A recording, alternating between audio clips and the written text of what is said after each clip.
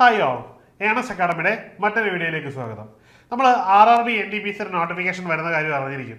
അപ്പോൾ ഈ RRB NTPC വിവിധങ്ങളായിട്ടുള്ള തസ്തികകളുണ്ട്. അപ്പോൾ അത് ഓരോന്നായിട്ട് നമ്മൾ പരിചയപ്പെട്ടുകൊണ്ടിരിക്കുകയാണ്. അപ്പോൾ ആദ്യമായിട്ട് NTPC അറിയാത്ത ഒത്തിരി ആൾക്കാരുണ്ട്, ആദ്യമായിട്ട് NTPC കേൾക്കുന്നവരുണ്ട്. അപ്പം അതിനകത്ത് വരുന്ന ഓരോരോ തസ്തികൾ, അപ്പോൾ നമ്മൾ തന്നെ ട്രെയിനിൽ യാത്ര ചെയ്യുമ്പോൾ ഇത്തരത്തിലുള്ള പോസ്റ്റുകളിൽ എങ്ങനെയാകാമെന്ന് നമ്മൾ പലപ്പോഴും ആഗ്രഹിച്ചിട്ടുണ്ട്. അപ്പം അത്തരത്തിലുള്ളൊരു പോസ്റ്റാണ് TT എന്ന് പറയുന്നത്. അതായത് ട്രെയിനിൽ ടിക്കറ്റ് നമ്മളോട് ചോദിക്കുന്ന ഒരാളുണ്ട്. അത് വ്യത്യസ്തങ്ങളായ രീതിയിലായിരിക്കും അവരെ കാണുന്നത്. അതായത് ഈ റെയിൽവേ സ്റ്റേഷനകത്ത് നമ്മൾ വന്നിറങ്ങുമ്പോൾ നമ്മളോട് ടിക്കറ്റ് ചോദിക്കുന്ന ആൾക്കാരുണ്ടാവും.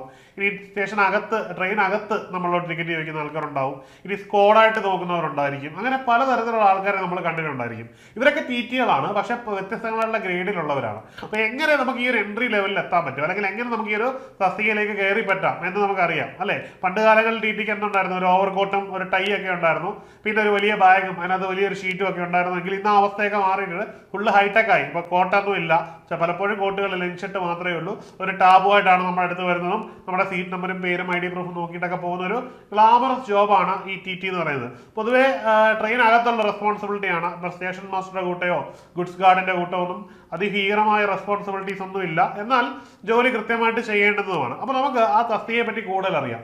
എന്താണ് TT, എന്തൊക്കെയാണ് TTയുടെ റെസ്പോൺസിബിലിറ്റി, TTക്ക് എത്രത്തോളം ശമ്പളം കിട്ടും, TT ഏത് യോഗ്യതയിൽ വരുന്ന പോസ്റ്റാണ് എന്നൊക്കെ നമുക്ക് നോക്കാം. അപ്പോൾ വീഡിയോയിലേക്ക് കിടക്കാം അല്ലേ. പ്രധാനമായിട്ടും TT എക്സാം TTയുടെ യോഗ്യത +2 ആണ് നിലവിലെ TT. അപ്പോൾ ഈ +2 യോഗ്യത വെച്ച് നടത്തുന്ന ഈ ഒരു TT എക്സാം, അതായത് RRB NTPCയിൽ തന്നെയാണ് വരുന്നത്. അപ്പോൾ +2 യോഗ്യതയിൽ വരുന്ന ഒരു പോസ്റ്റ് ഉണ്ട്. ആ ഒരു പോസ്റ്റാണ് നമ്മൾ TT എന്ന് പറയുന്നത്. നിലവിൽ TT എന്ന് പറയുന്നില്ല, നമുക്ക് മനസ്സിലാവാൻ വേണ്ടിയാണ് ഞാൻ TT എന്ന് പറയുന്നൊരു ടേം ഉപയോഗിച്ചത്.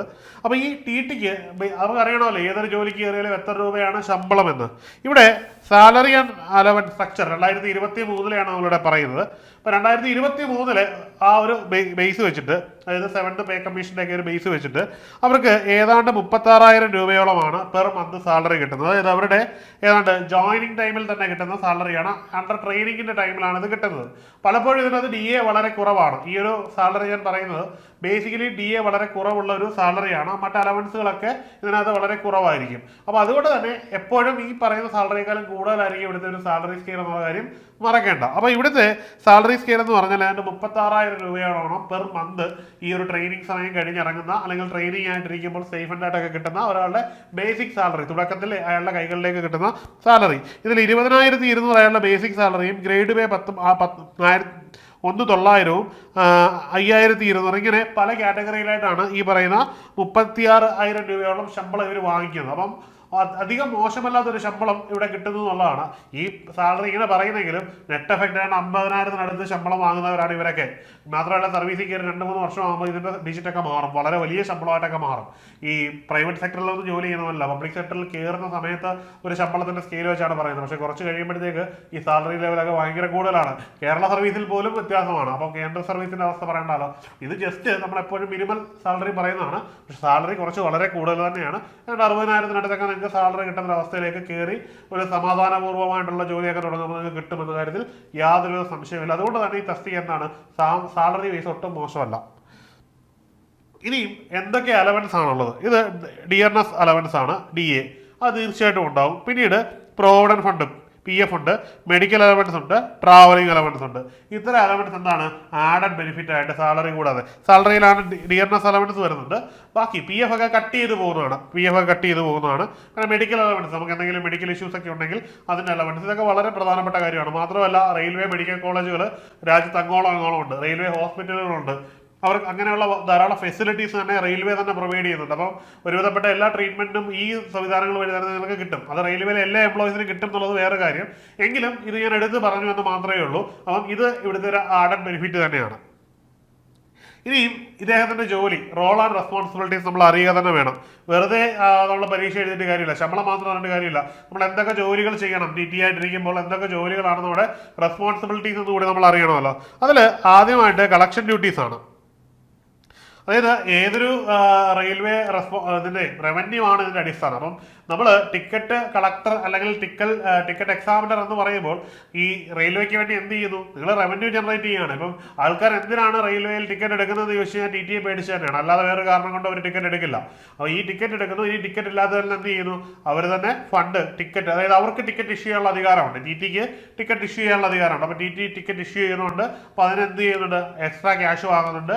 ടിക്കറ്റ് എടുക്കാതെ കയറിയതിൻ്റെ ഒരു പെനാൽറ്റി വരുന്നുണ്ട്. അപ്പം ഒരു സ്ഥലത്തേക്ക് പോകാനുള്ള ടോട്ടൽ കോസ്റ്റ് 1000 രൂപയാണെങ്കിൽ ടി ടിയുടെ കയ്യിൽ നമ്മൾ എടുക്കുകയാണെങ്കിൽ അത് 2000 രൂപയ്ക്ക് അടുത്തൊക്കെ വരും. അപ്പം ആ രീതിയിൽ റവന്യൂ ജനറേറ്റ് ചെയ്ത് റെയിൽവേക്ക് കൊടുക്കുന്നു എന്ന് പറയുന്ന ഒരു വലിയ ഉത്തരവാദിത്വമുണ്ട്. അതുപോലെ കളക്ഷൻ ഡ്യൂസ്, അപ്പോൾ അദ്ദേഹം എന്താണ്, കിട്ടാത്ത ഡ്യൂസ് മുഴുവൻ അദ്ദേഹം, അതായത് ടിക്കറ്റ് എടുക്കാതെ കയറുന്നു പറഞ്ഞാൽ റെയിൽവേക്ക് കിട്ടുന്ന റവന്യൂ ഇല്ലാതെ വരുന്നതാണ്, അത് കളക്ട് ചെയ്ത് കൊടുക്കുന്നു എന്നുള്ളതാണ്.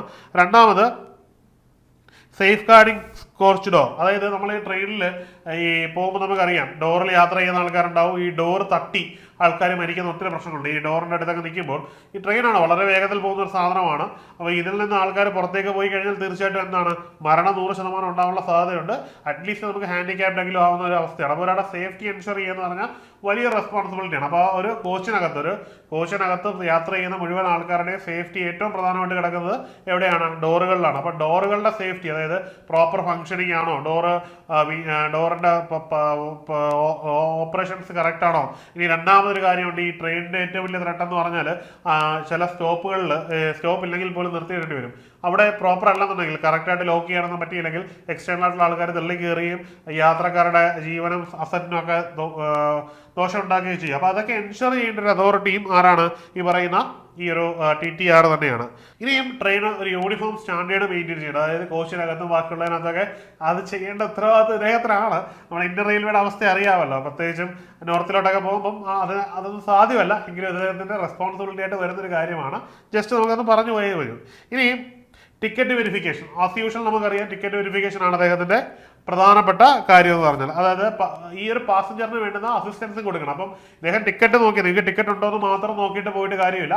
ഇപ്പോൾ ഒരു ടിക്കറ്റ്, അതായത് ഉദാഹരണത്തിന് നമ്മളൊരു റിസർവേഷൻ ടിക്കറ്റോ തേർഡ് AC ടിക്കറ്റോ ഒക്കെ എടുത്ത് നമ്മൾ ട്രെയിനിൽ കയറുന്നു. അപ്പോൾ നമ്മൾ പൈസ കൊടുത്തിട്ടാണ് യാത്ര ചെയ്യുന്നത് അല്ലേ.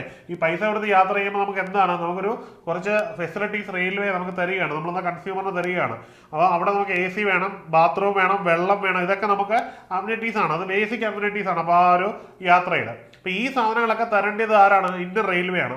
അപ്പോൾ ഇന്ത്യൻ റെയിൽവേ റെപ്രസെൻറ്റ് ചെയ്ത് ഈ പർപ്പസ് ആ റെയിൽവേയിൽ ആ കോച്ചിനകത്ത് ചെയ്യുന്ന ആരായിരിക്കും? ഇദ്ദേഹമായിരിക്കും. മനസ്സിലായില്ലേ? അപ്പോൾ ഈ ഒരു കൺസേൺഡ് കോച്ചിനകത്ത് ഇതൊക്കെ തരേണ്ടുന്ന അതോറിറ്റി ഇദ്ദേഹമായിരിക്കും. അതുപോലെ തന്നെ ഈ ട്രെയിനിൽ കൊണ്ടുപോകുന്ന ബിലോങ്സിന് ബാക്കിയുള്ള ഇതിലൊക്കെ പ്രൊട്ടക്ഷൻ തരേണ്ടത്, അതായത് പോലീസ് വഴി, ഇദ്ദേഹം നേരിട്ട് പ്രൊട്ടക്ട് ചെയ്യണമെന്നല്ല, ഒരു റെസ്പോൺസിബിൾ റോളിൽ കാര്യങ്ങൾ ചെയ്തു തരുന്ന അതോറിറ്റി ഇദ്ദേഹമാണ്. അതുപോലെ ബർത്ത് അലോക്കേഷൻ, ഇപ്പം ചില ട്രെയിനുകളിലൊന്നും ഉണ്ടാവും, ധാരാളം സീറ്റ് അധികമായിട്ടുണ്ടാവും. അപ്പോൾ ലോക്കൽ ഇതിൽ വരുന്ന ഒരാൾ കയറിയിട്ട് അയാൾക്ക് ബർത്ത് വേണം എന്ന് പറയുമ്പോൾ അതിൻ്റെ അവൈലബിലിറ്റി അനുസരിച്ച് റീലൊക്കേറ്റ് ചെയ്ത് കൊടുക്കുക. അതിന് ഫണ്ട് വാങ്ങണം, തീർച്ചയായിട്ടും പൈസ മേടിച്ചിട്ട് അപ്ഗ്രേഡ് ചെയ്ത് കൊടുക്കണം. ഇനി അതായത് തേർഡ് സ്ലീപ്പറിൽ വരുന്ന ഒരാളെ സംബന്ധിച്ചതായി AC-യിലേക്ക് മാറാനുള്ള ഓപ്ഷൻ ഉണ്ട്, അവിടെ അവസരമുണ്ട്. അപ്പം അതിലേക്ക് അപ്ഗ്രേഡ് ചെയ്ത് കൊടുത്ത് റെയിൽവേക്ക് റവന്യൂ ജനറേറ്റ് ചെയ്ത് അങ്ങോട്ടേക്ക് മാറ്റി കൊടുക്കുവാനൊക്കെയുള്ള ഒരു എന്ത് പറയുന്നത് റീഅലോക്കേഷനും കൃത്യമായിട്ടുള്ളൊരു മാനേജ്മെന്റ്, ആ ട്രെയിനിൻ്റെ അത് എൻ്റയർ മാനേജ്മെന്റ് സിസ്റ്റം കൺട്രോൾ ചെയ്യുന്നത്, അതായത് ഇന്റേണൽ മാനേജ്മെന്റ്, റൈഡിംഗ് അല്ല, അതിനകത്തുള്ള ഫെസിലിറ്റേഷൻ്റെ മുഴുവൻ അതോറിറ്റിയും കൺട്രോൾ ചെയ്യുന്ന ഒരു അതോറിറ്റി ആരാണ്? ഇദ്ദേഹം തന്നെയാണ്.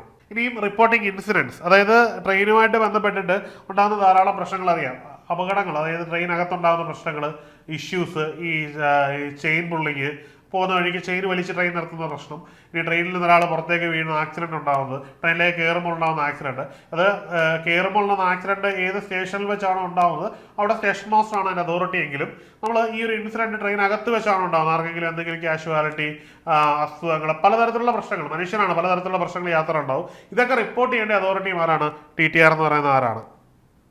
ഇനിയും അടുത്തത് ഇൻസ്പെക്ഷൻ ട്രെയിൻ അമ്യൂണിറ്റീസ് എന്ന് പറഞ്ഞാൽ ട്രെയിനകത്ത് നിങ്ങൾക്ക് തന്നിരിക്കുന്ന എല്ലാ അമ്യൂണിറ്റീസും പ്രോപ്പർ ആണോ എന്ന് ചെക്ക് ചെയ്യണം. ഇനി നമ്മൾ ഏതെങ്കിലും ഒരു പാസഞ്ചർ ഇദ്ദേഹത്തോട് കംപ്ലയിൻറ്റ് പറഞ്ഞാലോ അല്ലെങ്കിൽ റെയിൽ കംപ്ലയിൻ്റ് അതോറിറ്റി, ഇപ്പോൾ യാത്ര ഇരിക്കുമ്പോൾ തന്നെ നമുക്ക് ട്വിറ്റ് ചെയ്താലാണെങ്കിലോ ഫേസ്ബുക്കിൽ ഇട്ടാണെങ്കിലോ ഈ മന്ത്രിയുടെ പേജിനകത്ത് പോയി കമൻറ്റ് ചെയ്തിട്ടാണെങ്കിലോ ഒക്കെ എന്ത് ചെയ്യുക, നമ്മുടെ ഗ്രീവൻസസ് അവതരിപ്പിക്കാനുള്ള അവസരമുണ്ട്. ഈ ഒരു ഗ്രീവൻസസിനെ ഫില്ല് ചെയ്യുന്നതും ഇവിടുത്തെ അമ്യൂണിറ്റീസ് ഫുൾഫിൽ ആണെന്ന് ഉറപ്പ് വരുത്തേണ്ടതും ആരാണ്? അത് ശരിക്കും ഇദ്ദേഹം തന്നെയാണ്. അപ്പം ഇതും അദ്ദേഹത്തിൻ്റെ പ്രധാനപ്പെട്ട റെസ്പോൺസിബിലിറ്റിയിൽ വരുന്നതാണ്. ഇനി ആസ് യൂഷ്വൽ ആദ്യം പറഞ്ഞ കഥകൾ തന്നെയാണ് റവന്യൂ ജനറേഷൻ. താത്വികമായിട്ട് പറഞ്ഞാൽ എന്താണ്, ഇതൊക്കെ റവന്യൂ ജനറേഷൻ, റെയിൽവേ എന്ന് പറയുന്ന സംവിധാനത്തിൻ്റെ പാസഞ്ചർ സൈഡിൽ നിന്നുള്ള റവന്യൂ ജനറേഷൻ്റെ അൾട്ടിമേറ്റ് അതോറിറ്റി ഇദ്ദേഹം തന്നെയാണ്. അപ്പം അതിന് മാക്സിമം റവന്യു ജനറേറ്റ് ചെയ്ത് കൊടുക്കുക എന്നുള്ളതാണ്. പിന്നെ പലപ്പോഴും ആ റവന്യൂ ജനറേഷൻ്റെ രീതി മാറിയിട്ട് പേഴ്സണൽ റവന്യൂ ജനറേഷനായിട്ട് മാറുന്നുണ്ട്. എനിവേ താത്വികമായിട്ട് പറഞ്ഞാൽ ഇവിടുത്തെ ബേസ്ഡ് ആയിട്ടുള്ള റെസ്പോൺസിബിലിറ്റി റവന്യൂ ജനറേഷൻ തന്നെയാണ്.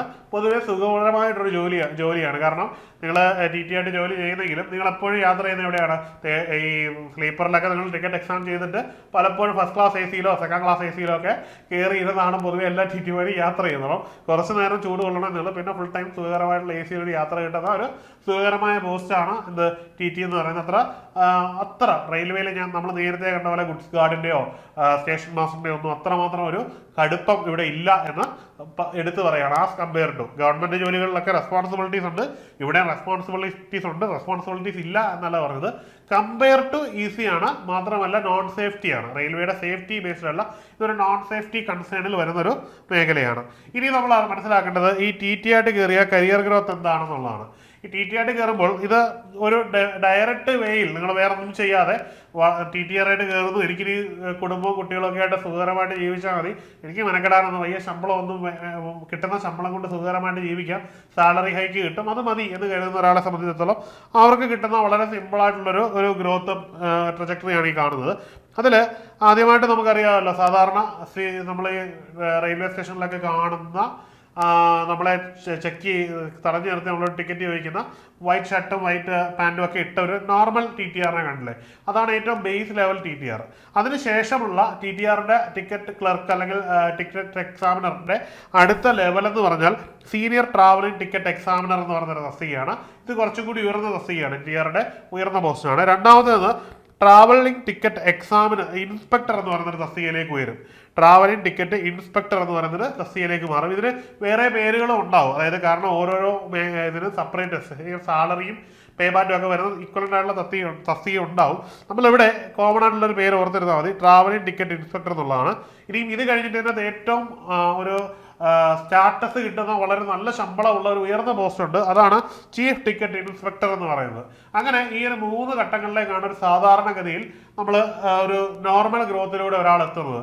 ഇനിയും നിങ്ങൾ മനസ്സിലാക്കേണ്ട ഒരു കാര്യമുണ്ട്, ഇതൊരു സെൻട്രൽ ഗവൺമെന്റ് സംവിധാനമാണ്, ഇന്ത്യൻ റെയിൽവേ ആണ്. ഇന്ത്യൻ റെയിൽവേ കാലാകാലങ്ങളിൽ പ്രൊമോഷൻ ടെസ്റ്റുകൾ നടത്തും.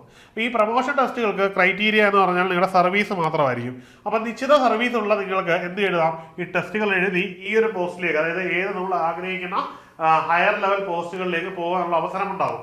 അത് ഏത് ബേസ് ലെവൽ മുതൽ മുകളിലേക്ക് നിങ്ങളുടെ പ്രൊമോഷൻ കഴിഞ്ഞാണ്ട് 3, 4, 5 വർഷം മുതൽ നിങ്ങൾക്ക് ഈ അവസരം നിരന്തരം കിട്ടുമെന്നുള്ള കാര്യത്തിൽ സംശയമില്ല.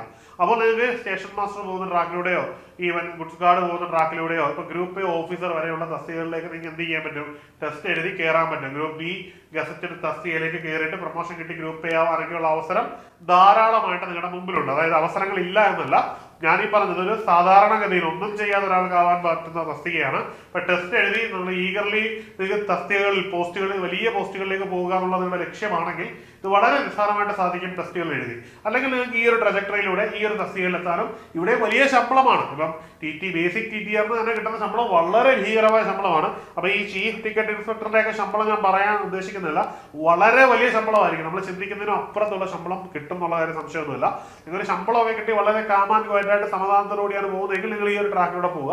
നിങ്ങൾക്ക് വലിയ പോസ്റ്റുകളിലേക്ക് പോകാൻ ആഗ്രഹം ഉണ്ടെങ്കിൽ എന്താണ്, കയറി കഴിഞ്ഞാൽ റെയിൽവേക്കകത്ത് കയറി കഴിഞ്ഞാൽ നിങ്ങൾക്ക് എന്ത് ചെയ്യാം, ടെസ്റ്റുകളൊക്കെ എഴുതാമെന്നുള്ളൊരു വലിയ അഡ്വാൻറ്റേജ് ഉണ്ട്. ഇനി റെയിൽവേയിലൊക്കെ വർക്ക് ചെയ്ത് കഴിഞ്ഞാൽ പിന്നെ നിങ്ങൾക്ക് മറ്റ് ഡിപ്പാർട്ട്മെന്റുകളിലോട്ട്, സെൻട്രൽ ഗവൺമെന്റിന്റെ മറ്റ് ഡിപ്പാർട്ട്മെന്റുകളിലോട്ടൊക്കെ ഡെപ്യൂട്ടേഷനൊക്കെ അപേക്ഷിക്കാൻ പറ്റും. SSCയുടെ തന്നെ നോട്ടിഫിക്കേഷൻ ഒന്ന് അപേക്ഷിക്കാനൊക്കെ പറ്റും. അപ്പൊ അതൊക്കെ വലിയ അഡ്വാൻറ്റേജുകളാണ് ഈ ഒരു ഓപ്പർച്യൂണിറ്റി. അതായത് പ്രായം വളരെ റിലാക്സ്ഡ് ആയിട്ട് മാറി. ഇപ്പം പലപ്പോഴും 32, 30 വയസ്സൊക്കെ കട്ട് ഓഫ് ഉള്ളത് 45, 50 വയസ്സ് വരെയൊക്കെ അത് നിങ്ങൾക്ക് റിലാക്സേഷൻ കിട്ടും. അപ്പൊ നമുക്ക് ഏതെങ്കിലും ഡിപ്പാർട്ട്മെന്റിലോട്ടൊക്കെ മാറാനുള്ള അവസരങ്ങൾ കിട്ടും. അപ്പൊ നിങ്ങൾക്ക് ഈ ഒരു വീഡിയോയിലെ കണ്ടന്റ് മനസ്സിലായി കാണുമെന്ന് കരുതുന്നു.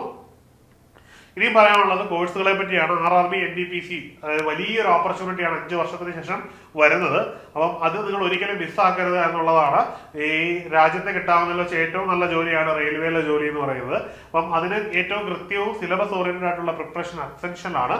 അത് നമ്മൾ ചെയ്യാതിരുന്നാൽ ഒരിക്കലും നമുക്ക് ഈ പരീക്ഷ പാസ്സാവാൻ പറ്റില്ല, തീർത്ത് പറയാം. അപ്പം കേരളത്തിലെ ഏറ്റവും പ്രശസ്തമായിട്ടുള്ള ഏറ്റവും സിസ്റ്റമാറ്റിക് ആയിട്ട് ക്ലാസ്സുകൾ നടന്നൊരു ഇൻസ്റ്റിറ്റ്യൂഷനാണ്. നിരവധി ടെക്നിക്കൽ കോമ്പറ്റീവ് എക്സാമിനേഷനുകളിൽ ഉയർന്ന റാങ്ക് ജേതാക്കളെ സൃഷ്ടിക്കാൻ ഞങ്ങൾക്ക് ആയിട്ടുണ്ട്. അതുകൊണ്ട് തന്നെ അഭിമാനപൂർവ്വം പറയട്ടെ, നമ്മുടെ RRBയുടെ NTPC കോഴ്സുകൾ വളരെ വിജയകരമായിട്ട് ഏണസ് അക്കാഡമിയിൽ നടക്കുകയാണ്. നമ്മുടെ ക്ലാസ്സുകളുടെ പ്രത്യേകത ലൈവ് പ്ലസ് റെക്കോർഡഡ് ക്ലാസ്സുകളാണ്. ഇന്ത്യയിൽ എവിടെ ഇരുന്ന് നിങ്ങൾക്ക് ഇത് ആക്സസ് ചെയ്യാൻ പറ്റും. ഇന്ത്യയിലല്ല, ലോകത്ത് എവിടെ ഇരുന്ന് നിങ്ങൾക്ക് ഇത് ആക്സസ് ചെയ്യാൻ പറ്റും, ഇന്റർനെറ്റുള്ള എല്ലായിടത്തും. അതുകൊണ്ട് തന്നെ നിങ്ങൾക്ക് വളരെ നിസ്സാരമായിട്ട് പഠിക്കാൻ പറ്റും എന്നുള്ളതിൽ യാതൊരുവിധ സംശയവും വേണ്ട.